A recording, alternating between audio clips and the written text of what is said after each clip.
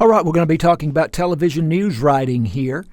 And let me tell you a few fundamental things. First of all, the picture drives the story. We do not want to use more words in describing a story than we have to.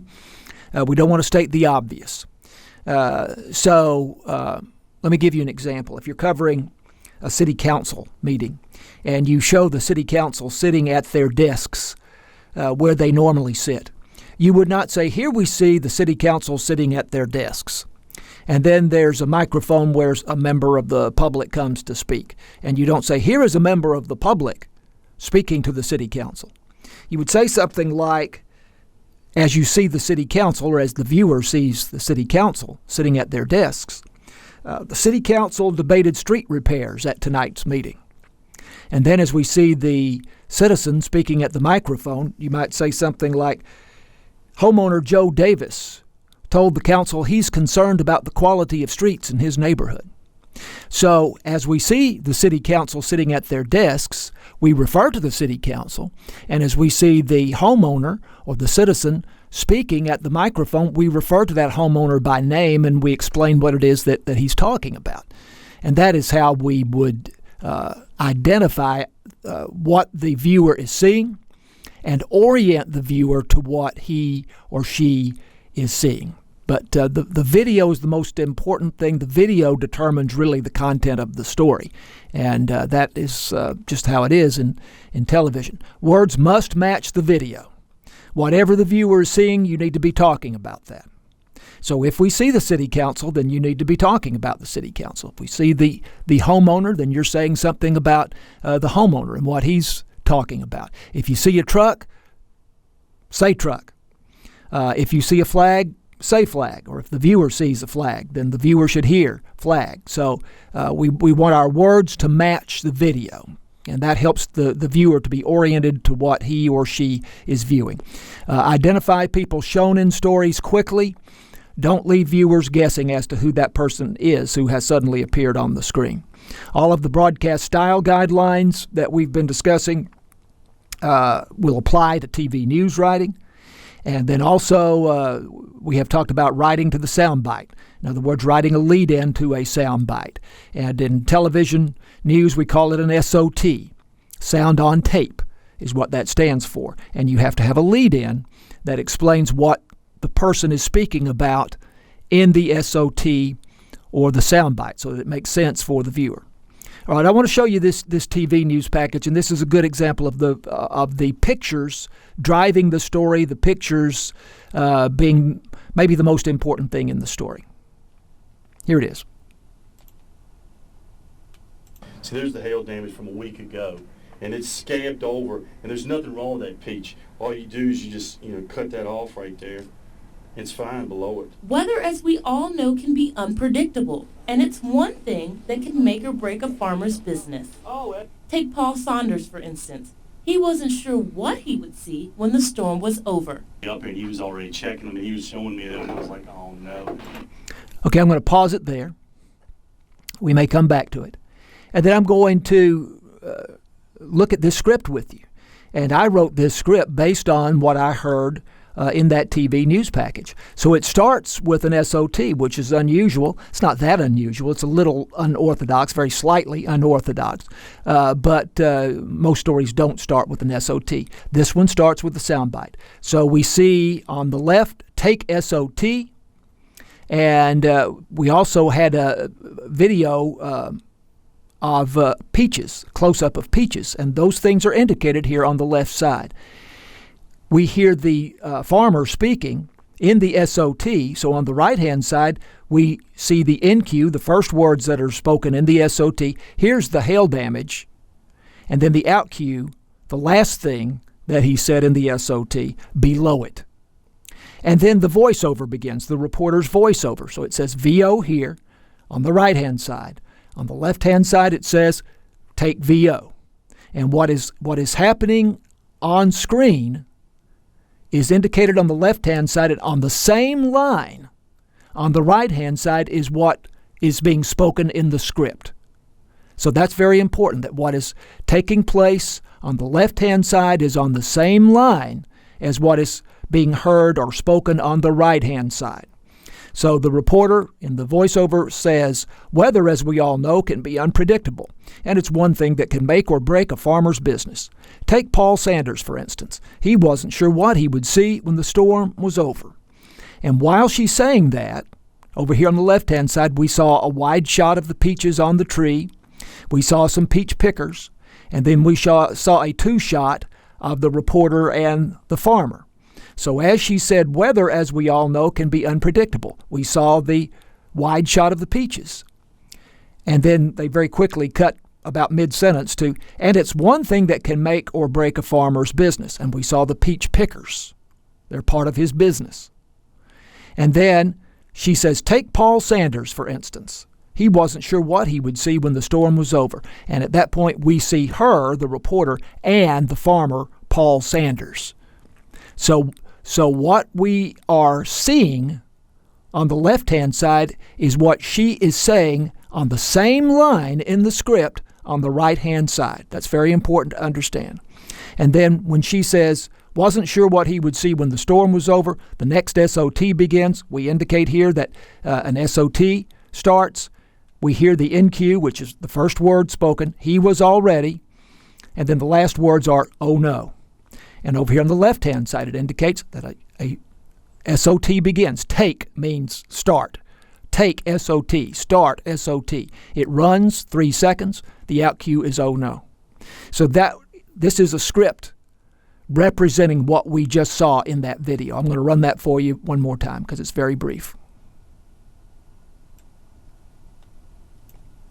See, there's the hail damage from a week ago, and it's scabbed over, and there's nothing wrong with that peach. All you do is you just, cut that off right there.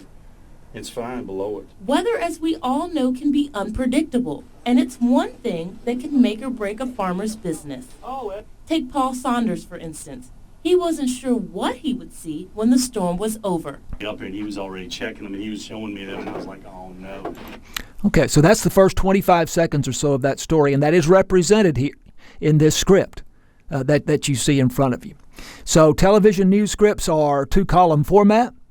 Basically, the technical instructions, mostly video, go on the left, and the script goes on the right. And some of the terms, B-roll, you're familiar with probably, that is supporting video. CG indicates a character generator, and this is when you would want to put a super or a title, text of some kind on the screen.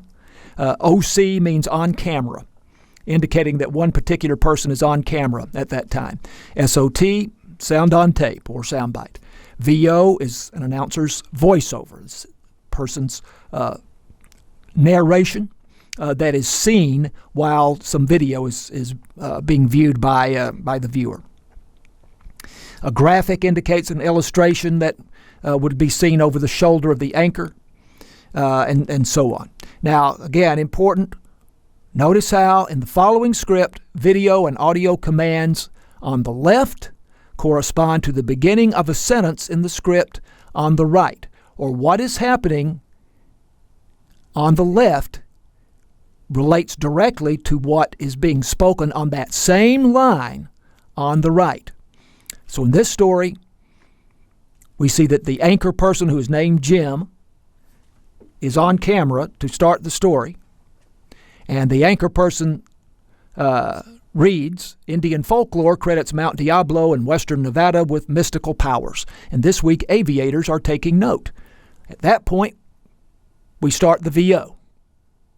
We also, during that first sentence, we had the graphic of a plane crash, indicating a plane crash over the shoulder of the anchor on the screen that the viewer would see. So, beginning of a new sentence, we take VO. Since last weekend, 3 planes have crashed on the mountain's western slope, earning it a new nickname, Nevada Triangle. And at that point, we put, using the CG character generator, we put a super or a title on screen, Mount Diablo, Nevada Triangle. That would appear at the bottom of the screen. Anchor person continues to read over the voiceover. Other pilots have reported close calls with the peak, among them Las Vegas charter pilot Ted Farrell. He says he's not superstitious, but he's also not a fool. And at this point, when she says not a fool, then the next sound bite begins, or actually the first sound bite in this story. The in cue, the first words spoken, are, I've been flying for 22 years. And the out cue, the last words spoken, are, I'd rather fly around. And over here on the left-hand side, it indicates that the SOT begins at this point in the story. It runs 10 seconds. The out cue is fly around. We're going to put a CG up there. We're going to put the character generator up with the pilot's name, Ted Farrell, comma, Las Vegas pilot. And then as the SOT ends, with that out cue, I'd rather fly around, the voiceover begins again. Jim is back on camera, the anchor person. Farrell says, if anything, he expects the legend surrounding Mount Diablo to grow bigger and more ominous with time. But Farrell says it's a reputation for mystic power of little real substance. And as he began reading that sentence, then the voiceover began again. So he's reading the sentence here. Farrell says, if anything, and on the same line over here on the left-hand side, it says take VO. Those things happen simultaneously. So this is an example of a simple television script. The editor's copy, I don't want to belabor this point. You can come back and look at this further. But the editor's copy, this might be the script that was written before a package was put together. This is exactly the same story, except each individual shot is indicated. Shot 1, shot 2, shot 3 within that VO, and where each one of those shots begins. Notice that each one begins, if possible, at the beginning of a new sentence. That's not always possible. But if you can do that, that's good. And then down below, when the VO resumes, the voiceover resumes, then shot 4, shot 5, and it indicates where shot 4 and shot 5 are. This is exactly the same. This editor's copy is exactly the same as the previous script, except we have the individual shots indicated in this script, and we call that an editor's copy. There's another example. If you want to look at that, it might be helpful for you to see another script. So readers have no video, no audio, just a story with text that is read aloud, and there may be a graphic. Voiceovers, we've already talked about. The announcer reads a script over a B-roll sequence or edited video sequence. VOSOTs, and these are the stories that we've been looking at. The announcer does a VO, reads over the video sequence, and there's an SOT included in that story, a VOSOT, a soundbite. And then a package is simply pre-recorded and then played during a newscast introduced by the anchor. The package is basically a VOSOT that's been pre-recorded, whereas a VOSOT is typically live. So this is a setup for the script.